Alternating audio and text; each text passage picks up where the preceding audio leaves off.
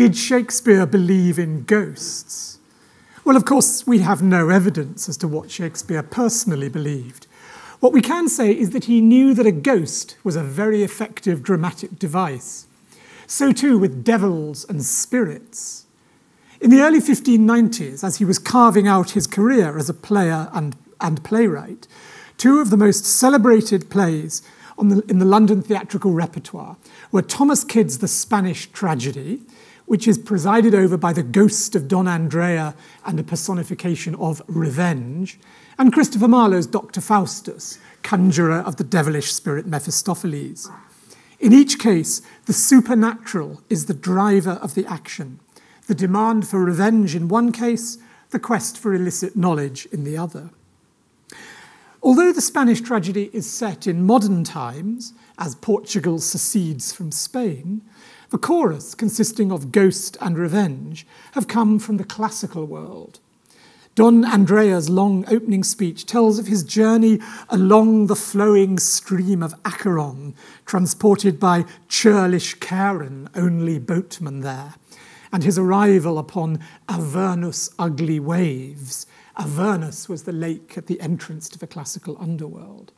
He then recalls his encounter with the three judges of the dead and of his descent to Pluto's court through dreadful shades of ever-glooming night.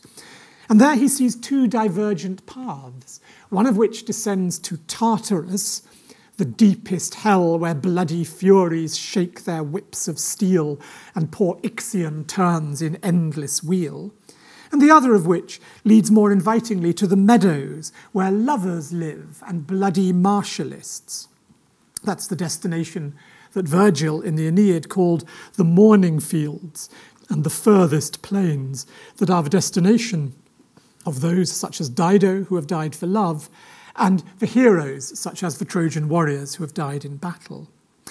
But Don Andrea is stopped by Pluto, god of the underworld, because he doesn't have the correct passport. And at that point, he's introduced to revenge and sent back to Earth to witness the man who killed him being killed himself. Kyd's Spanish tragedy was the keystone of Elizabethan revenge tragedy, but the foundations were laid by Seneca. Remember Polonius and Hamlet, Seneca cannot be too heavy for the players of tragedy at Elsinore. The very idea of commencing a play with a chorus is learned from the classical tradition. And linguistically, the long opening speech by the ghost of Don Andrea is modelled on Seneca's Agamemnon, which begins with the ghost of Thyestes. Here's the Elizabethan translation of it. Departing from the darkened dens which Dicius low doth keep, lo, here I am sent out again from Tartar dungeon deep. Thyestes I, that whether coast to shun do stand in doubt, the infernal fiends I fly, the folks of earth I chase about. Seneca's trademark is indeed the supernatural intervention that winds the plot of revenge tragedy. Thus, his Thyestes begins, as the argument of the Elizabethan translation puts it, with Megaera, one of the hellish furies, raising up Tantalus from hell and inciting him to set mortal hatred between his two nephews, Thyestes and Atreus. A fury and a ghost as joint chorus served as another model for Kyd. The original edition of the Thyestes translation had a verse preface describing a dream in which the ghost of Seneca appears to the translator, who was an Oxford don called Jasper Hayward. Seneca is wearing a scarlet gown to indicate that his genre is tragedy, and a laurel garland in honour of his poetic greatness. And he carries a book and says that he has come back from the dead to seek someone that might renew my name and make me speak in stranger speech and set my work to sight and scan my verse in other tongue than I was wont to write. The idea of an author from imperial Rome returning to pass the baton to an English successor was an essential part of the Elizabethan cultural project of dignifying the nation with a literary canon of its own. These Senecan and Neo-Senecan contexts raise a number of interesting questions that we can apply to Shakespeare. Clearly, neither Kyd nor Shakespeare believed that revenge was a real person. They trust their audience to understand that the idea, the spirit of revenge, is being embodied in a fictional persona for dramatic purposes. Early in his career, Shakespeare doubles down on Kyd by making the figure of revenge in Titus Andronicus not a discrete character from the underworld, but a role impersonated by the villainess Tamora. And here she is in a production with her two sons dressed as rape and murder. I am revenge, sent from the infernal kingdom to ease the gnawing vulture of thy mind by working wreakful vengeance on thy foes, says Tamora. Titus deliciously sees through the disguise and turns the vengeance back on Tamora in the most wreakful way by dishing up those sons in a pie, self-consciously replicating Procne's revenge on Tereus in the Philomel story in Ovid's Metamorphoses that is actually explicitly displayed on the stage. Shakespeare deploys the word revenge more than 200 times in his works, but instead of bringing the figure on stage as a chorus, as Kyd did, he allows his characters to internalize the idea as a moral problem and an imperative for action. Revenge is an impulse that, as Aaron puts it in Titus Andronicus, hammers in the head. Notice how in those lines of Tamora I quoted, she speaks of the gnawing vulture of Titus's mind. The classical myth of Prometheus's punishment, tied to a mountainside with a vulture gnawing at his liver, is turned into a mental state. This is a typically Shakespearean move. Whereas Kyd's Don Andrea comes from classical Tartarus, where Ixion turns an endless wheel, Shakespeare's Lear internalizes the fate of Ixion. I am bound upon a wheel of fire, that mine own tears do scald like molten lead. The transposition of furies and ghosts from external forces to internal mental states is a significant clue to Shakespeare's representation of the paranormal. When revenge is externalized by Shakespeare, it's in the form of a human comparison, such as Pyrrhus in Hamlet, who I talked about a couple of lectures ago. Whereas self-consciously Senecan tragedians, such as Kyd and Peele, were content to bring on Arte, the classical spirit of havoc, as a prologue or in a mask between the acts, Shakespeare confines Arte to the rhetorical and metaphoric fabric of his plays. For example, when Queen Eleanor in King John is described as an Arte stirring the king to blood and strife. Or when Mark Antony speaks of Caesar's spirit ranging for revenge, with Arte by his side come hot from hell. Arte does not appear on the Shakespearean stage, but Caesar's spirit does. The ghost in Julius Caesar is not a Senecan prologue, but a nocturnal apparition as the action builds towards its climax. Brutus is reading by the light of a flickering taper when the ghost of Caesar enters. Brutus initially thinks that it is the weakness of mine eyes that shapes this monstrous apparition.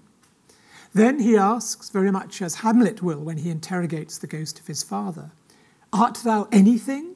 Art thou some god, some angel, or some devil, that makest my blood cold and my hair to stare? Speak to me what thou art. The ghost replies that he is Brutus's evil spirit, and that he has come to tell him that they will meet at Philippi. We do not witness this second meeting, but Brutus reports it after the event and acknowledges that the two visitations are a sign that his hour is come, in other words, that he is about to die. That phrase is strikingly reminiscent of the language of Jesus talking about his coming crucifixion. And in this regard, it is interesting to note how the words of Roman Brutus are inflected by the Christian idea of a seeming ghost really being an angel or a devil.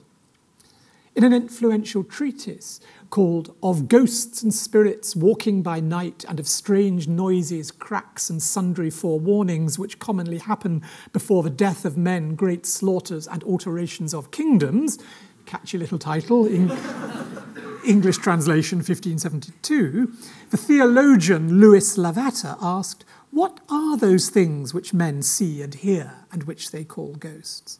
He concluded that sometimes they are good angels and sometimes, more often, they are evil angels. There are two things to notice about the ghost scene in Julius Caesar. First, that two fellow soldiers, Varus and Claudius, sleep through the entire incident, and that Brutus's subsequent dialogue with his servant Lucius makes it absolutely clear that the boy has not seen or heard anything either. This strongly suggests that the ghost is a figment of Brutus's imagination.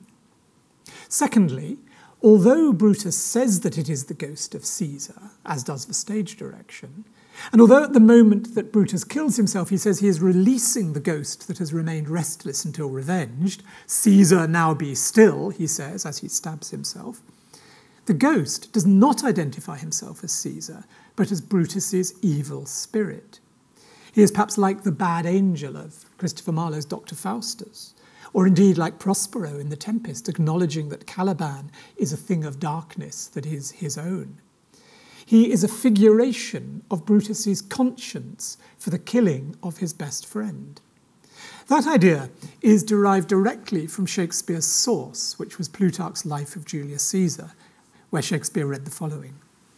Brutus, in his tent, and yet awake, thinking of his affairs, he thought he heard a noise at the tent door, and looking towards the light of the lamp that waxed very dim, he saw a horrible vision of a man, of a wonderful greatness and dreadful look, which at the first made him marvellously afraid. But when he saw that it did him no hurt, but stood by his bedside and said nothing, at length he asked him what he was. The image answered him, I am thy ill angel, Brutus, and thou shalt see me by the city of Philippi. According to Plutarch, when that spirit appeared a second time at Philippi, it did not speak a word, reason enough for Shakespeare to report rather than dramatize the second visitation.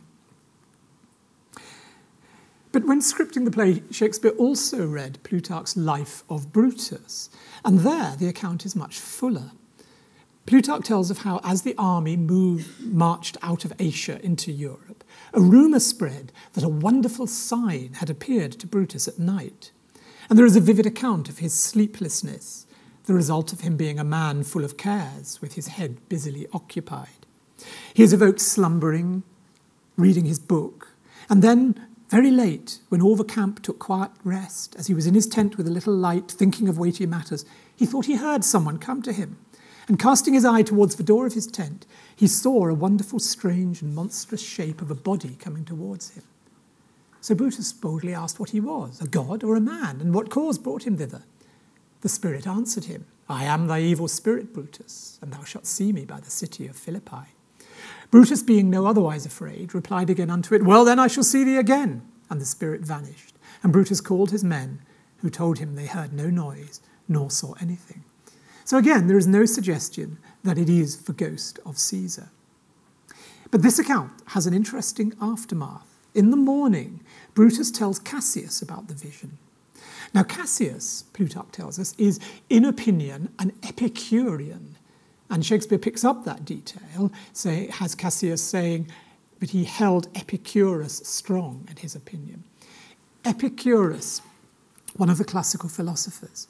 This is what Cassius says about being an Epicurean. In our sect, that's to say the Epicureans, Brutus, we have an opinion that we do not always feel or see that which we suppose we do both feel and see, but that our senses, being credulous and therefore easily abused, are induced to imagine they see and conjecture that which in truth they do not. For our mind is quick and cunning to work, and therefore the imagination is resembled to clay, and the mind to the potter, who without any other cause than his fancy and pleasure changeth it into whatever fashion and form he will. Now, I think that the cognitive scepticism articulated here struck a deep chord with Shakespeare. Think about it. There are all sorts of moments in Shakespeare's plays where characters do not feel or see that which they suppose they see and feel. Claudio, in Much Ado About Nothing, supposes he sees his beloved hero with another man in her bedroom on the eve of their wedding, but he is being tricked. It is really her maid. Leontes, in The Winter's Tale, feels like a cuckold and thinks that the girl baby he sees has been fathered by Polixenes, but he is wrong. Macbeth thinks that he sees a dagger in the air, but it is an illusion. The examples could be multiplied 100-fold. They are the consequence of the power of imagination. For, as Plutarch's Cassius says, the human mind is quick and cunning to work all manner of things in the imagination. Julius Caesar was first performed in 1599 in close proximity to Henry V. One or other of those plays was the opening play when the Globe Theatre was built in summer of 1599. And I don't think it's a coincidence that Cassius's argument here about the work of imagination is echoed in the prologue to Henry V. Let us, remember the prologue says, upon your imaginary forces work. In that same prologue, the actors are referred to as flat, unraised spirits. That is to say, the players are like ghosts, shadows, or spirits of the historical figures they are impersonating. For Shakespeare, a play is like a dream. Cassius continues his disquisition in Plutarch on the power of imagination as follows. And this doth the diversity of our dreams show us. For our imagination doth upon a small fancy grow from conceit to conceit, altering both in passions and forms of things imagined. For the mind of man is ever occupied, and that continual moving is nothing but an imagination. As with the preceding image of the mind as a potter fashioning and forming with the clay of imagination, the language in which Cassius describes the creativity of dream work is closely akin to that in which Theseus describes the poet's art in A Midsummer Night's Dream. And as imagination bodies forth the forms of things unknown, the poet's pen turns them to shapes and gives to airy nothing a local habitation and a name.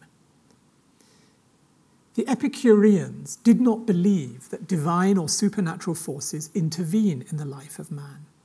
Cassius is therefore arguing that the ghostly apparition is a mere effect of Brutus's fevered imagination. It is exactly like a dream.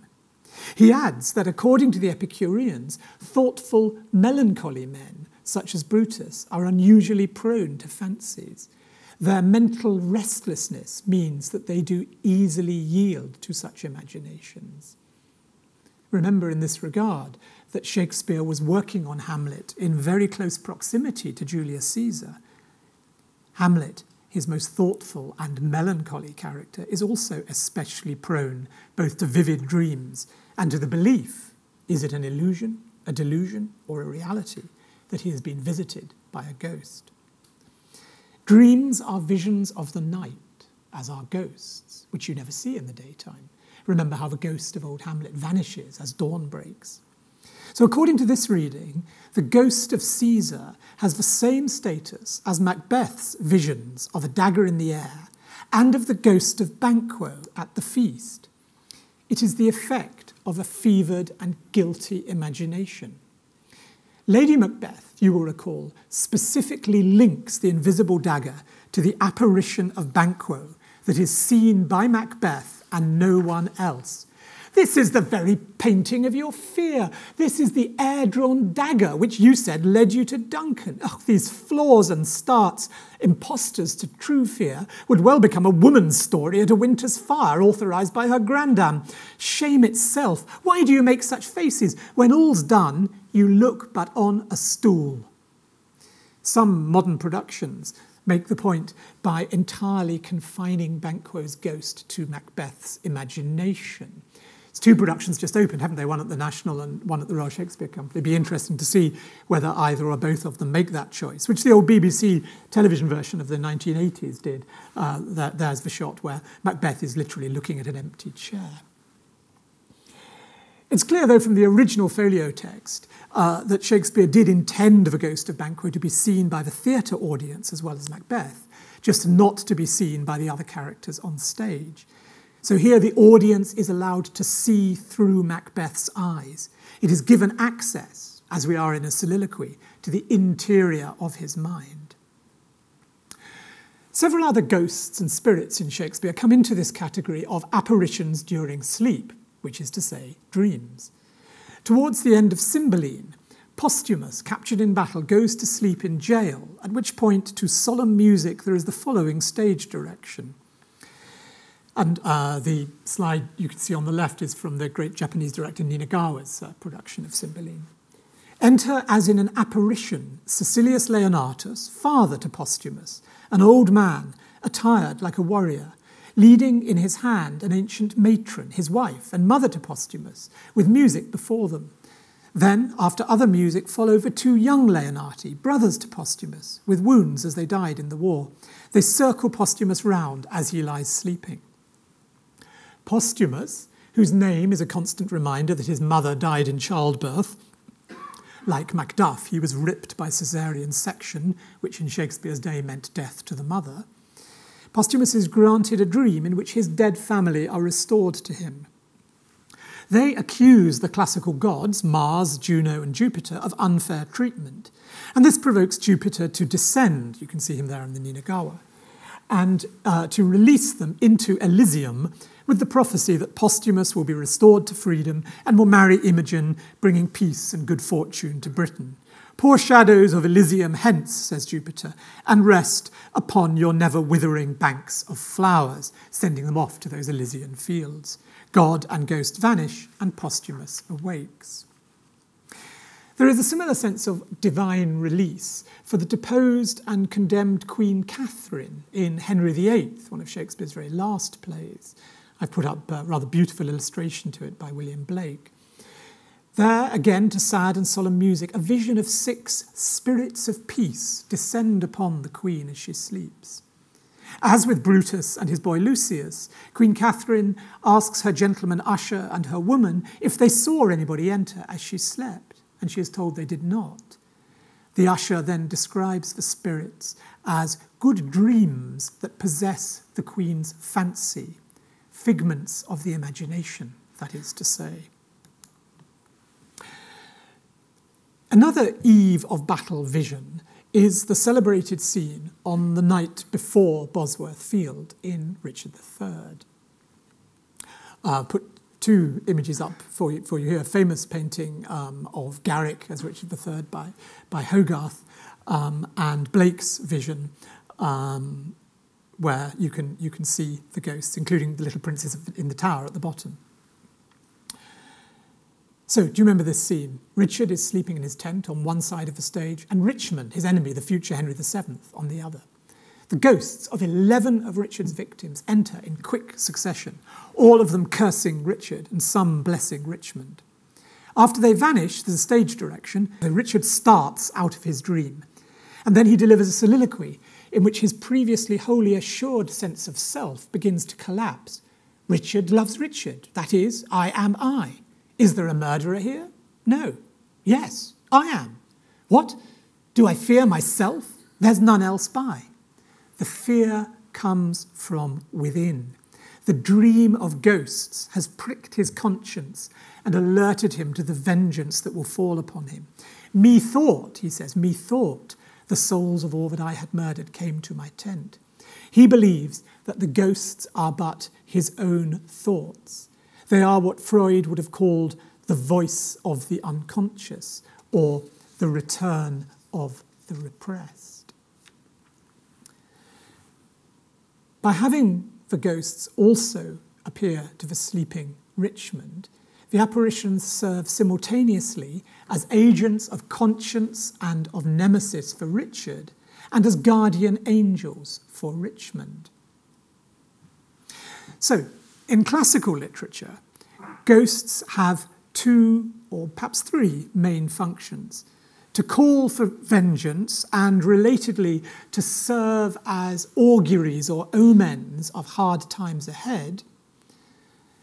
And those are 2 sort of interrelated functions. And then thirdly, to demand proper burial when they have not been buried. The foundational example of that one is a very famous scene towards the end of Homer's Iliad, where Achilles' beloved friend Patroclus appears to him and says that because he's not been buried, Achilles must go into action and carry out revenge. Shakespeare tends not to use that return of the ghost who hasn't been buried trope. He develops the figure of the ghost in a way that combines what we might describe as the classical nemesis function and the augury function, the ghost as a sign of the downfall of the murderer and of the coming of conflict. He combines that with what we might call a more modern conscience function, the idea that the apparition is a figure of the guilty imagination. Now, in the case of Macbeth, those two functions are clearly split apart. The nemesis idea is given to the weird sisters, the witches.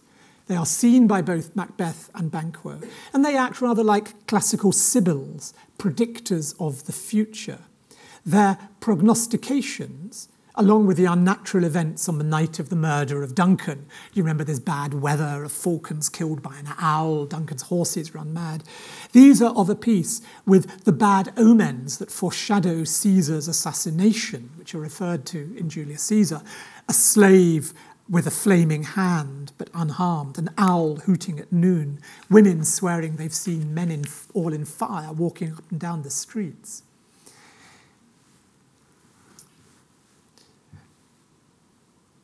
But in Macbeth, the ghost is something different.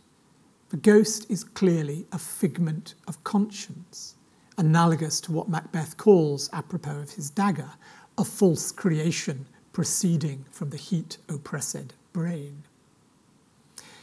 That idea of a ghost as merely a mental figment may also be said of Shakespeare's very beautiful reported as opposed to staged ghost scene.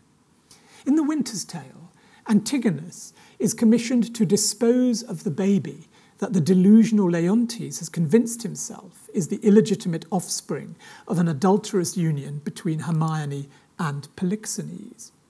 Arriving on the fabled coast of Bohemia, holding the baby, Antigonus speaks a long soliloquy. As you see, it's long. I'm not going to read it all, but it's very beautifully done.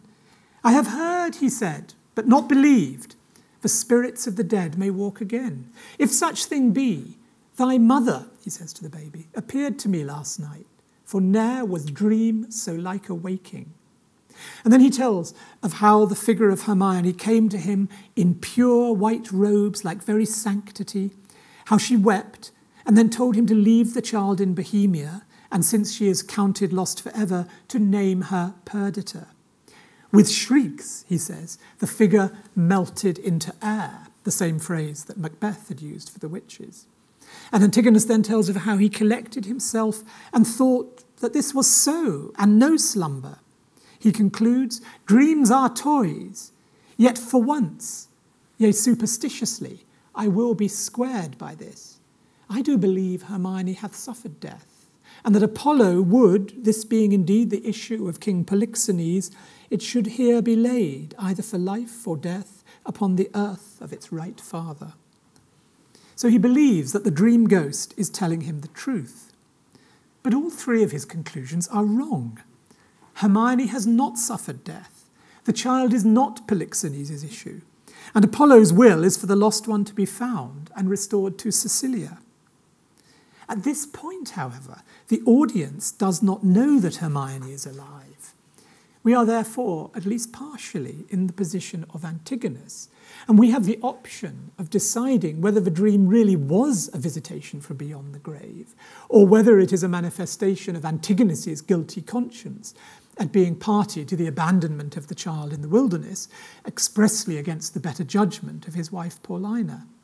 Only in retrospect, when we discover that Paulina has preserved Hermione, can we be sure that it was pure dream.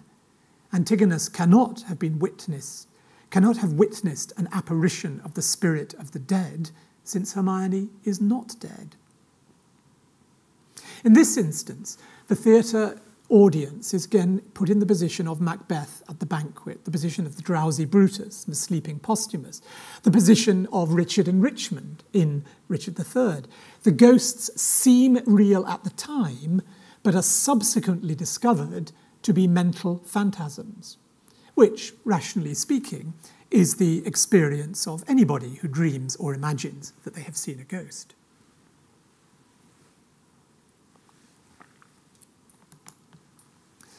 How then do these distinctions apply to Shakespeare's most loquacious and celebrated ghost?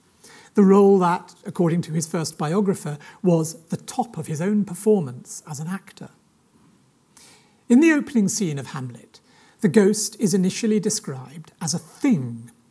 Horatio, the honest companion who is the voice of sanity and the chorus of the action, initially takes that Epicurean view that it is a figment of the imagination. Horatio says 'tis but our fantasy, and will not let belief take hold of him, touching this dreaded sight twice seen of us. But when he sees it with his own eyes, Horatio is forced to acknowledge that it is something more than fantasy. He then reads it as an omen, akin to those aberrations of nature on the brink of Caesar's assassination. This bodes some strange eruption to our state, he says, and then he explicates the Roman parallel at considerable length.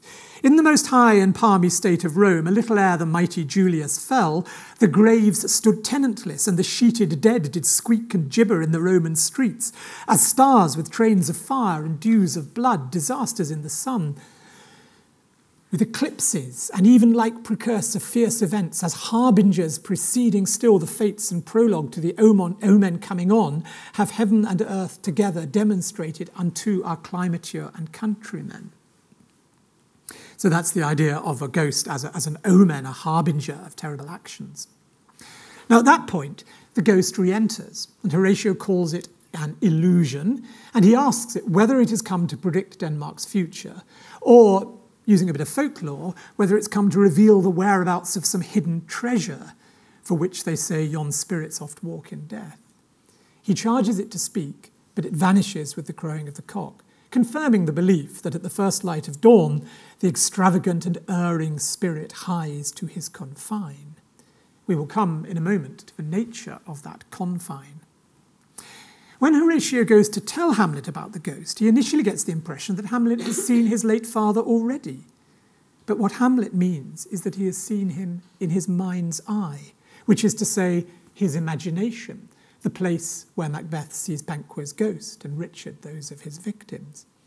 Hamlet is haunted by the memory of his father, not least because we may assume that he never had a chance to say goodbye to him. Though the point is not made explicitly, the backstory clearly suggests that Hamlet was away at university in Wittenberg when his father died. So the news would not have reached him till after the burial. Helsingør to Wittenberg is a journey of over 500 kilometres each way, including a ferry crossing. Hamlet returns in mourning black to find himself at a wedding instead of a funeral. In the circumstances, it is hardly surprising that he is dreaming nightly and imagining daily of his father in his mind's eye. At the end of the scene, Hamlet is in a state of uncertainty. In one speech, he says that something is assuming his father's shape, and in the next, he assumes that his father's spirit is really up in arms. And there is a similar progression in the first speech that he addresses to the ghost once he's up on the battlements. It begins with the assumption that the figure is either a spirit of health or goblin damned, bringing airs from heaven or blasts from hell. That is to say, either it's a good angel, like the spirits who descend on Queen Catherine in Henry VIII, or a devil, like Marlowe's Mephistopheles, tempting him to evil. But because of the uncertainty as to its nature, thou comest in such a questionable shape, he says, he decides to make the assumption that it genuinely is the ghost of his father. The other characters on stage remain in a state of uncertainty. Horatio says that Hamlet waxes desperate with imagination, suggesting that he is reverting to his Epicurean line of regarding the ghost as a mental illusion. The ghost only speaks when alone with Hamlet. Since this is the case, we cannot rule out the possibility that it is an illusion shared by Hamlet's friends, Marcellus and Bernardo, and then Horatio. Significantly, it is not seen by the other sentinel, Francisco, who is not a friend of Hamlet's. Like the ill omens that are mentioned in Julius Caesar and cited by Horatio, the ghost might just be the embodiment of the knowledge of the Hamlet faction that something is rotten in the state of Denmark. But when it speaks to Hamlet, it becomes another kind of ghost. It is at this point that it says where it has come from. I am thy father's spirit, doomed for a certain term to walk the night, and for the day confined to fast in fires, till the foul crimes done in my days of nature are burnt and purged away. The word purged leaves little doubt that he is in purgatory. In place of the classical idea that a figure such as Patroclus in the Iliad returns as a ghost because he has not had proper burial rites that will allow him access to the underworld, we get the Roman Catholic idea that many of us will have to spend time in purgatory, doing penance for our sins upon the earth. A principal source of income for the Roman Church was the sale of indulgences, which, along with prayers for the souls of the departed, were supposed to reduce the duration of the time served in purgatory before translation to heaven. Corruption of this kind, together with the absence of any biblical warrant for the idea of purgatory, was one of the driving forces of the Protestant Reformation, which accordingly abolished purgatory. Lavater's Treatise of Ghosts and Spirits, which I mentioned earlier, was a Protestant polemic arguing against the idea that supposed ghosts were souls returned from purgatory, because there was no such thing as purgatory, and the Bible had made clear that the dead only rise from their graves on the day of judgment at the end of time. So the classical ghost has turned into a Catholic ghost. Given that Hamlet is a student at Wittenberg University, birthplace of the Lutheran Reformation, this leaves him with a dilemma. If he has been trained to believe that there is no such thing as purgatory, should he believe the ghost? Initially, he finds the case so persuasive that he does. He swears by St. Patrick. St. Patrick was the keeper of purgatory. He swears by St. Patrick that it is an honest ghost. And he chides his fellow student Horatio for his Epicurean scepticism about the supernatural. There are more things in heaven and earth, Horatio, than are dreamt of in your philosophy. Subsequently, however, his own philosophical spirit of doubt and self-interrogation leads him to reconsider. Perhaps it is not an honest ghost after all. The spirit that I have seen may be the devil, and the devil hath power to assume a pleasing shape, yea, and perhaps out of my weakness and melancholy, as he is very potent with such spirits, abuses me to damn me. As with Plutarch's remark about Brutus, this introduces the idea that people of a thoughtful and melancholy disposition are unusually susceptible to fanciful imaginings of spirits from another world. Prompted by his fear that the ghost might actually be a devil, Hamlet comes up with the idea of staging the play within the play in order to test the veracity of the murder story by watching Claudius's reaction.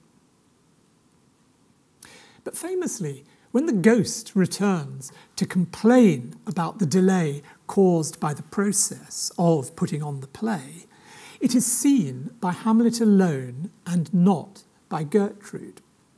Got a 19th century painting there of the American actor Edwin Booth, and it's a rather lovely painting because the ghost is just a sort of shadow. You half see it as if Hamlet is seeing it, Gertrude not.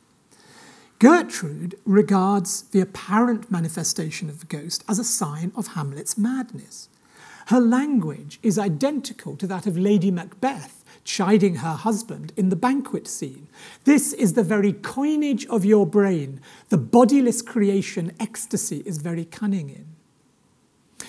So we seem to have an Act 1 ghost, first seeming to be a Senecan figure demanding revenge and a classical augury of troubled times, and then announcing itself as a departed soul coming from Catholic purgatory, but an Act 3 ghost who appears to be something internal, psychological, a voicing of Hamlet's disgust at his mother's incest, and a projection of his own conscience. Remember, in To Be or Not to Be, he has said that the cause of his delay is conscience. Conscience doth make cowards of us all. The Act 3 ghost is more like those of Banquo and the victims of Richard III. It is an emanation from within the mind and not an emissary from another world. So is Shakespeare seriously asking his audience to believe that the Act 3 ghost is something different from the Act 1 ghost? Well, I would say not necessarily believe, but at least to countenance the possibility, because after all, Hamlet is so much a play about questions rather than answers. And I would say, yes, he might well be doing that, not only because the Act 1 ghost is seen by several characters, the Act 3 ghost by Hamlet alone, but also because they wear different costumes. If we can trust the evidence of the earliest printed text of the play, the so-called First Quarto, which seems to be based on a shorthand or other remembered reconstruction of an early performance, whereas the Act 1 ghost wears full body armour, the Act 3 ghost enters in his nightgown. Armour is the costume of a martial classical ghost, like Don Andrea in the Spanish tragedy. A few years later, Shakespeare would begin his highly classical play Troilus and Cressida with a prologue in full armour. But what does the nightgown suggest? Surely it is a projection of Hamlet's belief that the man in Gertrude's bed should be his father, not his uncle. The costume is a projection of his horror at the idea of Claudius coming to Gertrude in his nightgown and having sex with her. No other ghost in early modern drama, so far as I'm aware, has a costume change of this sort. So in this development from the classical ghost through the Catholic ghost to the internalized ghost as the voice of conscience, and remember how important the idea of conscience is within Protestant thought, in this, Shakespeare may perhaps be dramatizing the road to modernity. Let me explain that idea a little more fully. There are a number of surviving references to an older Hamlet tragedy, some people say by Thomas Kyd, that clearly had a classically Senecan ghost calling for revenge. Thomas Nash wrote of English Seneca read by candlelight, yielding many good sentences, and if you would treat him fair in a frosty morning, he will afford you whole Hamlets, I should say handfuls of tragical speeches. The prologue to a play called A Warning for Fair Women recalls tragedies in which a filthy, whining ghost comes screaming like a pig half-sticked and cries, "Vindicta, revenge, revenge." And in Thomas Lodge's 1596 work, Wit's Misery and the World's Madness, there is a reference to the ghost which cried so miserably at the theatre, "O Hamlet, revenge." So the starting point is the Senecan ghost calling for revenge, and that's duly echoed in Hamlet Senior's "Revenge his foul and most unnatural murder."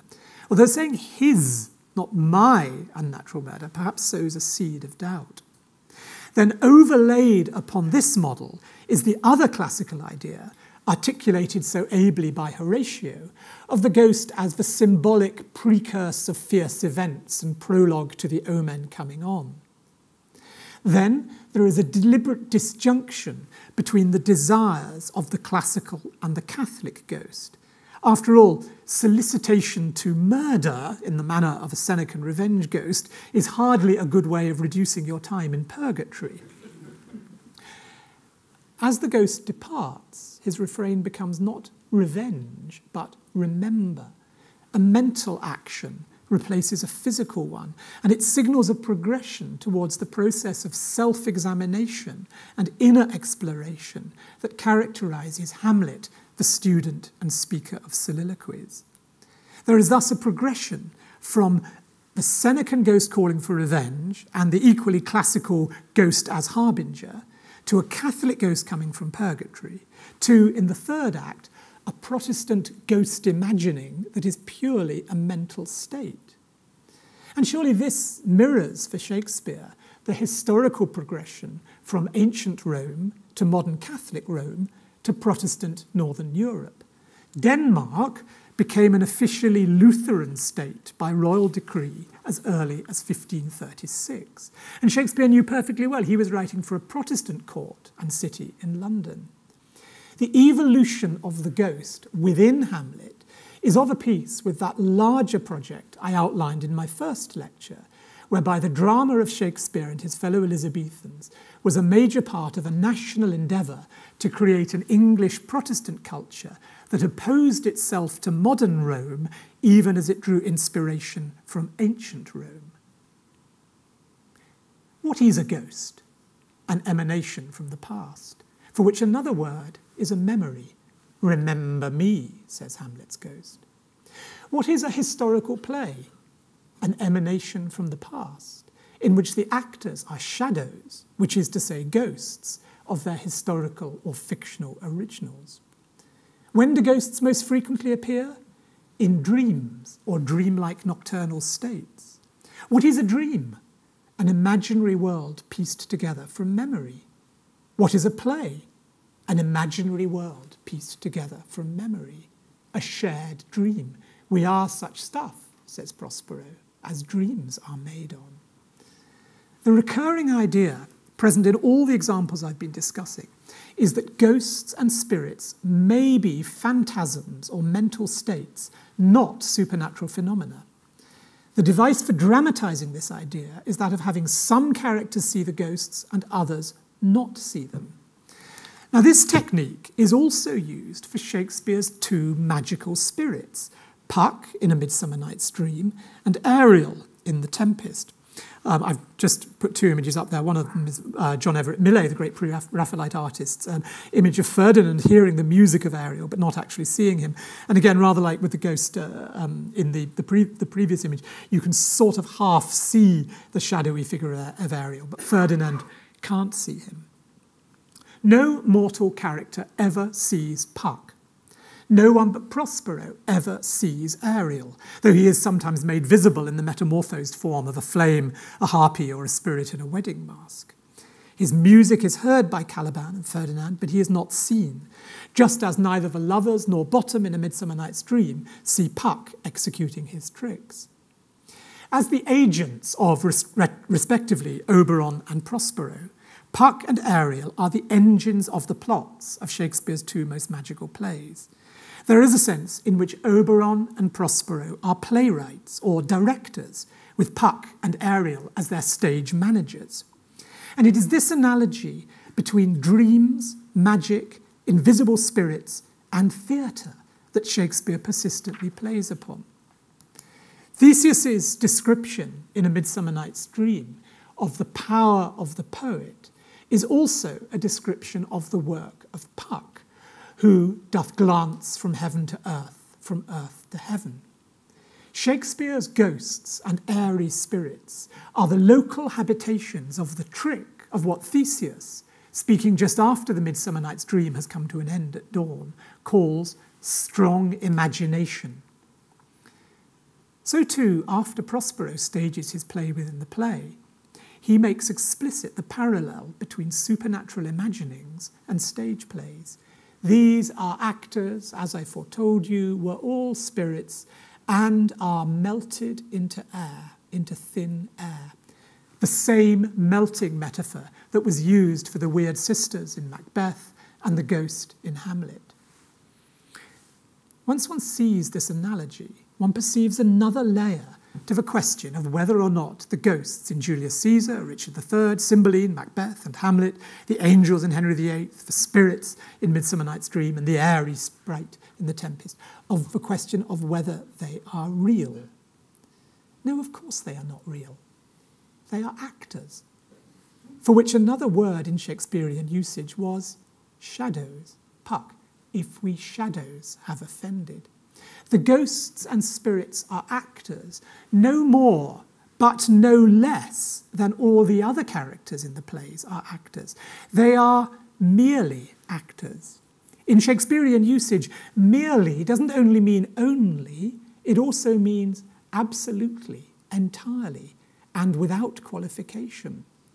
To acknowledge this is to confront the full force of Jakes' reminder in As You Like It, that all the world's a stage, and all the men and women are merely players.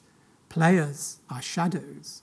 Shadows is another word for ghosts. We are all players, all shadows. One day we will all be ghosts. Thank you.